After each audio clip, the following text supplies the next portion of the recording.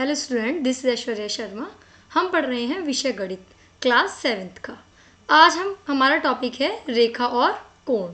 रेखा और कोण में आज हम देखेंगे उनका परिचय कि कोण कौन कौन से होते हैं, कितने प्रकार के कोण हमारे पास होते हैं, और जो है रेखा और रेखाखंड के बारे में भी हम देखेंगे। ठीक है, आइए चलते हैं। तो देखो, आज हम पढ़ेंगे रेखा के बारे में। और क्या टॉपिक है हमारा? कोण। कोण में हम पढ़ेंगे पूरक कोण। पूरक कोण के बाद हम पढ़ेंगे समपूरक कोण और आसन कोण हम देखेंगे। फिर हम देखेंगे रेखिक युग्म और शीर्षाभिमुख कोण। तो ये सब चीज़ें आज हम देखेंगे। और आइए चलते हैं अपने टॉपिक की तरफ। तो देखिए, सबसे पहली क्या है हमारा टॉपिक? रेखा। तो रेखा में क्या है? एक रेखाखंड के दो अंत्य बिंदु होते हैं। कितने अंत्य बिंदु होते हैं? रेखाखंड क्या होता है? Line segment. लाइन सेगमेंट में दो अंत्य बिंदु होते हैं। देखो, ये रहा ए और बी। और लाइन सेगमेंट जो होता है उसमें उसकी जो लेंथ होती है वो हमेशा क्या होती है? लेंथ हमेशा फिक्स होती है। ठीक है, तो लेकिन हम यहाँ बात कर रहे हैं रेखा की। यदि हम इन दो अंत्य बिंदुओं को अपनी अपनी दिशाओं में अपरिमित रूप से बढ़ाते हैं, अब इन बिंदुओं को हम बढ़ा रहे हैं, इंक्रीज कर रहे हैं, बी वाले को भी इंक्रीज करा, ए वाले को भी इंक्रीज करा, तो जब हम इन्हें बढ़ाते हैं तो हमें एक रेखा प्राप्त होती है। इस प्रकार हम कह सकते हैं कि एक रेखा का कोई अंत्य बिंदु नहीं होता। तो लाइन सेगमेंट यानी कि रेखाखंड का तो अंत्य बिंदु होते हैं दो, पर जब हमने इसे बढ़ा दिया तो इसे तो हम और भी बढ़ा सकते हैं। जब इसे हम कितना भी बढ़ा सकते हैं, यहाँ कोई लिमिट नहीं है। तो इसका मतलब यह है कि रेखा का कोई अंत्य बिंदु नहीं होता। दूसरी तरफ स्मरण कीजिए, यानी याद रखिए कि किरण का एक अंत्य बिंदु होता है। किरण क्या है? किरण का मतलब है रे। क्या है? रे। अब देखो, इसको एग्जाम्पल हम कह सकते हैं सन रे। जैसे ये एक सन से यहाँ पे रे आ रही है ना, तो यहाँ से रे चल रही है अभी ये, तो इसका क्या है? यहाँ किरण का कोई अंत्य बिंदु, तो यहाँ से तो इसका बिंदु है, पर ये क्या है? किरण का एक अंत्य बिंदु होता है, यानी कि नामतः प्रारंभिक बिंदु। अब इसका प्रारंभिक बिंदु तो है, पर ये रे कहीं तक भी जा सकती है, यहाँ तक भी। कोई रे यहाँ से यहाँ तक भी जा सकती है, कोई खाली इतनी भी रह सकती है। तो इसका पहला बिंदु यानी कि प्रारंभिक बिंदु तो है, पर अंतिम बिंदु कोई नहीं है। तो इससे हमने तीन बातें सीखी। क्या सीखी? कि रेखाखंड जो होता है, लाइन सेगमेंट, उसके कितने होते हैं? उसके दो अंत्य बिंदु होते हैं। कितने अंत्य बिंदु होते हैं? दो। और जो लाइन होती है, लाइन में एक भी अंत्य बिंदु नहीं होता। और रे क्या होती है? रे वो होती है जिसमें खाली एक अंत्य बिंदु होता है। ठीक है, सामान्यतः एक रेखाखंड को P Q A B O P से निर्दिष्ट किया जाता है। वैसे आप किसी से भी यहाँ पे इसे निर्दिष्ट कर सकते हैं। और ज़्यादातर जो रेखा होती है, रेखा को हम देते हैं, नॉर्मली जो नाम देते हैं वो ज़्यादातर हम देते हैं एल। क्या नाम देते हैं? एल, क्योंकि रेखा मतलब लाइन। आइए देखते हैं अपना नेक्स्ट टॉपिक। पहले इसमें देखो, कुछ चीज़ें हम याद रखेंगे। स्मरण कीजिए कि एक रेखाखंड के दो अंत्य बिंदु होते हैं। यदि हम इन दो अंत्य बिंदु को अपनी अपनी दिशाओं में अपरिमित रूप में बढ़ाते हैं तो हमें रेखा प्राप्त होती है। अभी बताया था मैंने आपको, रिकॉल करा रही हूँ अभी से। इस प्रकार हम कह सकते हैं कि एक रेखा का कोई अंत्य बिंदु नहीं होता, लेकिन किरण का एक अंत्य बिंदु होता है। अब देखो कैसे, ये देखो पी क्यू बताया था मैंने एग्जाम्पल। तो पी क्यू को देखो, एक क्या है? लाइन, ये दे रखी है लाइन सेगमेंट। ये क्या है? ये एग्जाम्पल हुआ लाइन सेगमेंट का। ये एग्जाम्पल हुआ हमारे पास रे का। क्यों हुआ रे का एग्जाम्पल? क्योंकि देखो, इसमें दो बिंदु थे, पर एक बिंदु को हमने इंक्रीज कर दिया, एक को फिक्स रखा। तो ये एग्जाम्पल हुआ रे का। और ये किसका एग्जाम्पल हुआ? ये एग्जाम्पल हुआ लाइन का। क्यों? क्योंकि इसमें दो बिंदु थे और हमें इन्हें दोनों तरफ से ही हमने इसे इंक्रीज कर दिया। ठीक है, यहाँ आकृति 5.2 का जो पहला पार्ट है वो रेखाखंड है, अभी मैंने बताया लाइन सेगमेंट। सेकंड पार्ट रेखा है, और थर्ड रेखा एवं आकृति। अब देखो, थर्ड पार्ट जो है वो क्या है? वो एक किरण है को दर्शाती है। सामान्यतः एक रेखाखंड पी क्यू को संकेत कैसे लिखते हैं? पी क्यू, और ऊपर ही ऐसे लगा देते हैं।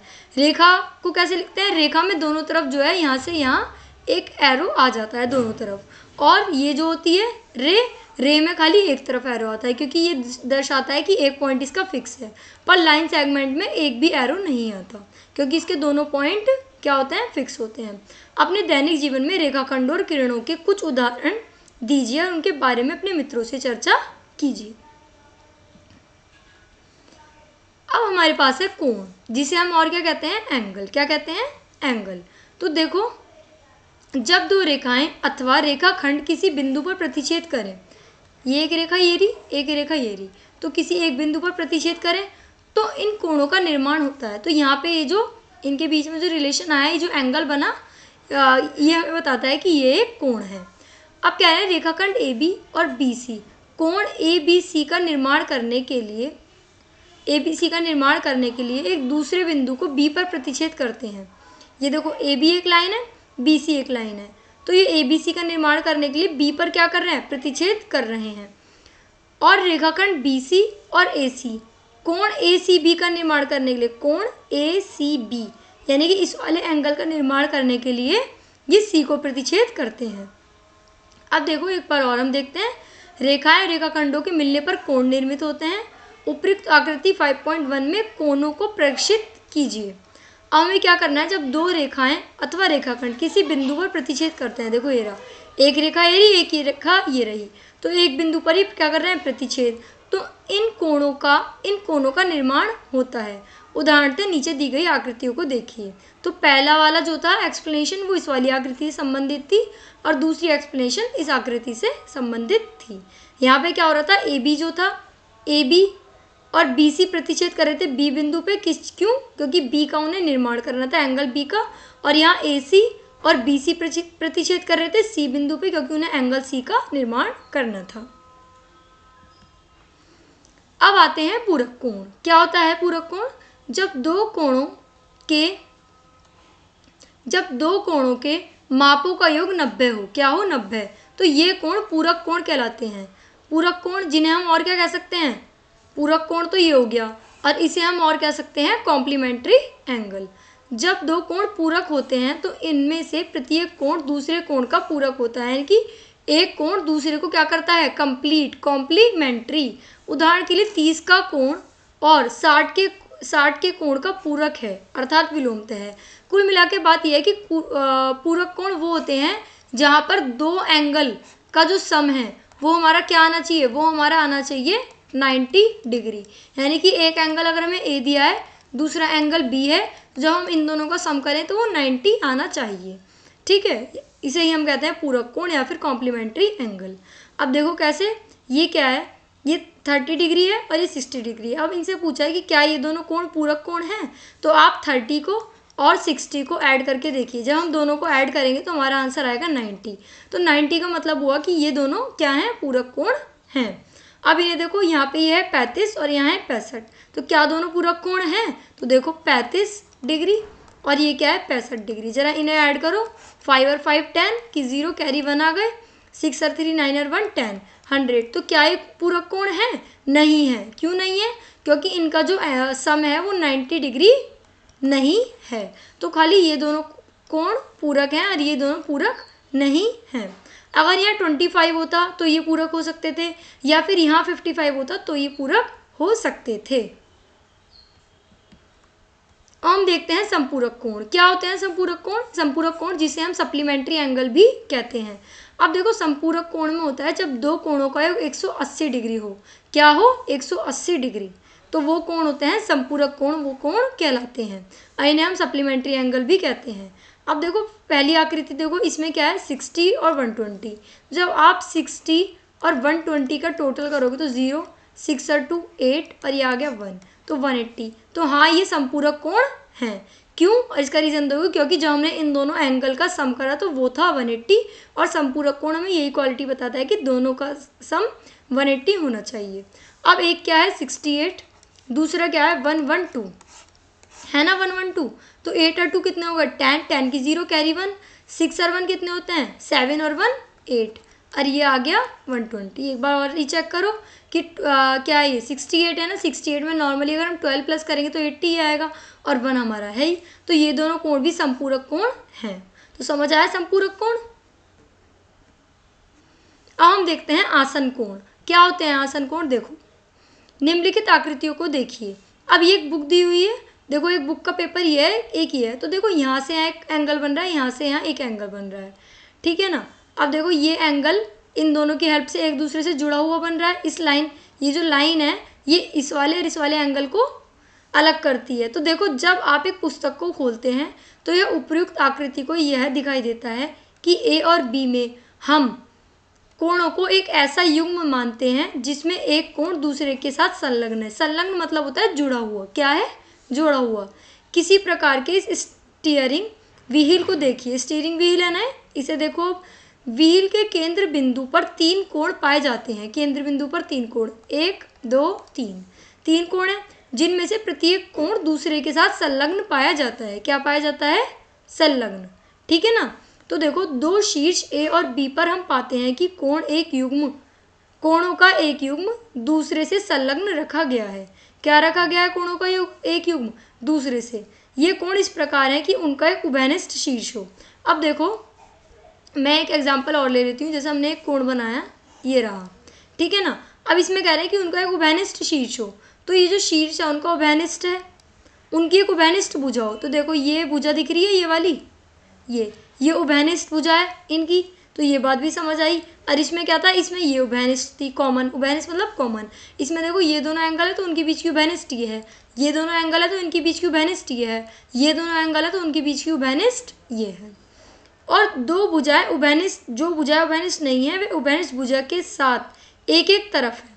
और देखो, जो भुजाएं ये उभयनिष्ठ नहीं है ना, तो ये उभयनिष्ठ भुजा के एक एक तरफ है, यानी कि एक इधर है, एक इधर है। कोणों के ऐसे युग्म आसन कोण कहलाते हैं। आसन कोणों में उभयनिष्ठ शीर्ष और उभयनिष्ठ भुजा होती है, परंतु कोई भी अंत्य बिंदु उभयनिष्ठ नहीं होता। ठीक है ना। तो आपको समझ आया आसन कोण। अब हम पढ़ेंगे रैखिक युग्म और शीर्षाभिमुख कोण। क्या पढ़ेंगे? रैखिक युग्म और शीर्षाभिमुख कोण। तो एक रैखिक युग्म यानी कि लीनियर पेयर, क्या कहते हैं इसे हम? Linear pair. ऐसे आसन कोणों का युग्म होता है जिनकी वे भुजाएं जो उभयनिष्ठ नहीं है विपरीत दिशा में किरणें होती हैं। तो देखो, ये है एंगल 1, ये है एंगल 2। तो एंगल 1 और एंगल 2, और यहाँ क्या है? ये भी है। तो एंगल 1 और एंगल 2 एक रैखिक युग्म है? हाँ है। और इसमें देखो क्या है? रैखिक युग्म नहीं है? नहीं। क्यों नहीं है रैखिक युग्म? अब ये सोचने वाली बात है। देखो, इसलिए नहीं क्योंकि यहाँ दो रेखाएं एक दूसरे को प्रतिच्छेद करती हैं, तो इस प्रकार बने कोण शीर्षाभिमुख कोण कहलाते हैं। अब देखो, क्योंकि दो रेखाएं एक दूसरे को प्रतिच्छेद कर रही हैं, तो ये जो है, अब यहाँ पे देखो, यहाँ पे खाली एक ही उभयनिष्ठ रेखा थी, उसके अलावा कोई रेखा यहाँ नहीं थी।